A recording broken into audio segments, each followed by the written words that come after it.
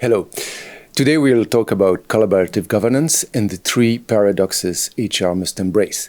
But before I raise those paradoxes, I would like to introduce you to the concept of collaborative governance. Why is such a governance necessary today? One of the reasons is the complexity of today's business world. It requires agility. I don't need to tell you more about this. You know that. Secondly, and this is very important for HR people, the engagement of people. It is a growing worry by HR managers, but any managers within organizations today, it's really the level of engagement of people. If you take the Gallup 2017, it stated that about 10% of the people were really engaged in their work. 70% were not engaged, meaning that they were just expecting orders before taking any action. And 20% were actively disengaged, meaning that they were so frustrated that they could sometimes be ready to sabotage the work of their colleagues. Now, if you take this and translate it into a large bicycle, it would mean that one person is pedaling really a lot, 7 fake it, and 20% brake, which means that the bicycle doesn't really move very fast. Now, those two reasons explain why there is a need for a different type of management of people, allowing them to take more initiative and to be more engaged. And there have been numerous studies for the last decades on those subjects. One of them that you also probably know as HR manager is the work of Douglas MacGregor and his vision X and Y of managers. Basically, he says, if we want to have people more engaged, we need to abandon the X vision of manager. And the X vision is simply being skillful at manipulating the sticks and the carrots in order to make them move forward. It works, but not so well. There is an alternative way which equals the Y vision of manager. Why does he call this a vision? Because basically the X vision is based on the idea that people are lazy and that they are only ready to work if they are pushed or motivated by some incentives. Well, MacGregor showed that this is not really the case. People are ready to do their best at work, provided the culture at work is the right one, is adequate. Now, the question is, what is this adequate vision or this adequate culture at work? And in order to answer this, we need to move to DC and Ryan. There are two psychologists who in the 80s developed what they call the self-determination theory. They investigated millions of people across the globe, 42 countries, different types of companies, and they came with quite simple but very powerful results. Basically, what they tell us is the following. There are 4 basic motivators at work, 2 which are intrinsic and 2 which are extrinsic. The intrinsic motivators at work are fundamentally pleasure. Do I feel well? Am I happy working with my colleagues? And secondly, meaning. Meaning is my job meaningful? It's not just about the purpose of the company, but it's also my job within that company, which characterizes meaning. Those are the intrinsic motivators. Secondly, the extrinsic motivators are, according to their research, pride, which is basically the capacity of somebody to give orders to people. And some people take joy in this, pride, let's say. And lastly, of course, incentives, be they financial or symbolic. Large car, 3 windows instead of 2, and so on. You know that. Now, what DC and Ryan showed is that there are clear correlations between the intrinsic motivators and the extrinsic motivators and the physiological and psychological well-being of people. And they show that basically people who claim to find pleasure and meaning at work are more likely to have a high level of energy, to be better concentrated at work, to have high performance, to take on extra roles, to be more adaptive. On the contrary, people who state that they are mainly motivated by pride or incentives, and of course they do not say it explicitly, but through the surveys you can detect that, well, are more likely to have burnouts, to be more distracted, to have low performance, to have more antisocial behaviors, and generally speaking, to be less adaptive. Now, the question is, how can you increase the probability that people would find pleasure and meaning at work, if that has positive impact on their well-being? Well, you cannot, of course, tell them they should have joy. So you have to find other levers. And those levers are the following, according to DC and Ryan. There are three basic psychological factors that, if they are satisfied, will increase the likelihood that people would find pleasure and meaning at work. Those three basic psychological factors are affiliation, which means that I feel part of a group, I'm recognized within this group. Secondly, self-direction, which is another word for autonomy. But it doesn't mean that I can do whatever I want, however I want, whenever I want, and wherever I want. It just means that I can take all the initiatives I consider necessary in order to realize my objectives, the objectives that I received within the group, and this within the rules that we have collectively defined. This is a very important definition of self-direction, and which will explain a lot of things later. Basically, it leads us to resolving our first paradox, which means that self-direction goes hand in hand with very strict discipline and rules. And thirdly, personal growth. Do I feel I am growing as a person through my job, and not just as a factor of production? Now, what is interesting also about the results of the research of DC and Ryan is that basically they show us that it is the frustration of the same psychological factors which lead by compensation to the need by some for more pride or for more incentives. And as HR managers, I suppose you know those studies which show that an increase in, for example, financial bonuses have only very temporary effect on the engagement of the people. So those three factors are very important and are basically the three principles also that you find behind all the so-called collaborative governance approaches. And there are numerous, from the Teal approach of Frédéric Laloux with reinventing organization, the liberated organizations by Getz, holacracy by Robertson, or even sociocracy by Hindenburg, and so on. So you've got all kinds of collaborative governance. I'm talking here generically about all of them, and I do believe that basically what they share, explicitly or implicitly, is the belief that those three psychological factors should be more satisfied if we want to have better functioning organizations, and more importantly, even people who are motivated and who find well-being at work. Now, I will try to explain you how we can put those three principles in practice. I will base myself on my experience as a manager of different organizations, among which the Federal Ministry of Mobility, and we had some good results just after 3 years, like quality increase in services, speed increase in dealing with the files, a very, very strong fall in absenteeism and long-term sick leave, and yearly savings also in facility.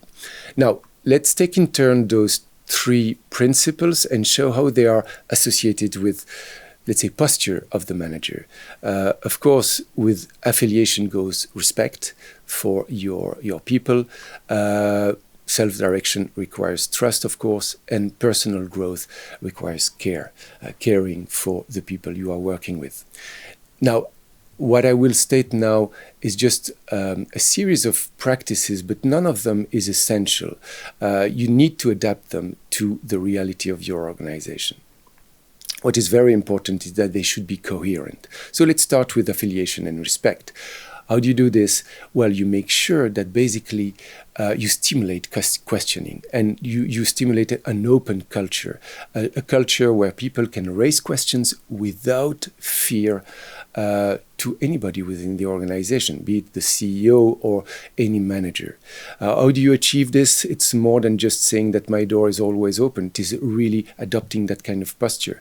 And that can manifest itself through a co-development of the strategy with all the volunteers, whatever their ranks within the company. Open management meetings to all. For example, at the ministry, basically the management committee was open to everybody. We gave the reports about our decisions to everybody too. So there was really an open atmosphere in those meetings. We also started to provide trainings on drivers of the organization to anybody within the organization, not just according to their ranks or management level. We encouraged criticisms, and this manifested itself, for example, by encouraging people to leave any meeting where they feel they were wasting their time. And God knows if there are today a lot of meetings where people feel they are wasting their time. And you should be able to leave them without even have to justify yourself. I'll come back to that if you want. Second, co-decision, really to have meetings, structured meetings, through which people can really feel their voice is included. That take the form of electing, for example, a facilitator within the team, who is not the manager of the team, to adopt consent-based decision processes, to make decisions or elections without candidates. I will explain this later if you are interested. And to establish check-in and check-outs and silences, pauses during the meetings in order to calm things down if necessary. And finally, to act with fairness and humility, which means that managers need to change their posture and adopt a low posture instead of a high one, to be really at the service of their people instead of controlling them, to renounce also the power symbols that they have and which are often non-necessary, which create discrimination and resentment. If you move to open spaces, you have to do it for all, including the CEO, the directors, whatever their ranks. To be aware that we need to take care of the most vulnerable in whatever decision we make, because we need to win for all and with all within the company. That can mean that we have sometimes to part with some people, but the general approach should be to really take care of the most vulnerable within the group. To set up a 360-degree feedbacks and evaluation, and to move from individual to collective bonuses. Basically, if you do this, not only, what you will get, basically, is that people start to want to take initiatives more and more. Now, second big principle and psychological factor, self-direction, requiring trust. How do you organize this? And once again, this is where the first paradox I wanted to highlight comes into the picture, is that you need to define clear boundaries and rules to work together. So it's not like because you have a collaborative governance, people do what they want. No, they do what they feel is right without having to have the approval of a boss, but within clear rules. And these needs to be codified and adopted formally. Now, to give you an example, at the ministry, when we started to stop the obligation of clocking in and clocking out, we also coupled that with clear objectives, clear roles and responsibilities. And clear roles and responsibilities is much more than just a job description. Job descriptions are, most of the time, totally useless, except when people do not want to do something and claim this is not in my job description. So basically, we should get rid of those documents which try to detail what some people should do. What is important is why they do it and what they are responsible for. The way they organize themselves is left to their own device. This is important, and this should be done quickly and in group, so that we check for the overlaps in what people do or not do, and find agreements on how to resolve them. And also boundaries could mean that you move from a classic hierarchy to a circle-based one, which means basically that it's not so much the circle versus the pyramid which is important here. It's that basically you move from a hierarchy of people to a hierarchy of purposes. Each circle has its own purpose, which contributes to the purpose of the higher circles. And a role or a responsibility is fundamentally a circle, but adopted by one person. A person can have several roles in different circles, which gives a lot of flexibility in the way people move around, change their responsibilities, and so on. And of course, you can have roles similar, but they have always a specific domain, so that you cannot confuse a role for another. What is very important is to provide full transparency and accessibility to those roles and responsibilities and OKRs, objectives and key results, of anybody within the organization. So even if I am a young recruit, I should be able to see what are the roles and responsibility and OKRs of the CEO and of anybody else within the organization.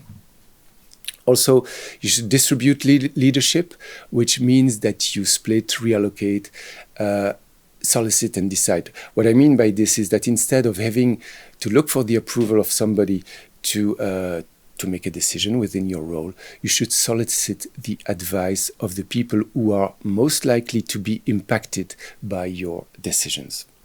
I'll move faster because I see I have less time than I expected, but I'll keep it till the end. Final important, let's say, practice when you do this, and this leads me to the second paradox, is that in order to establish a collaborative governance, you need a very strong decision made by the CEO. And you could say it's almost an autocratic decision to move towards a collaborative governance, because it's impossible, of course, to have a collaborative decision to move towards a collaborative governance.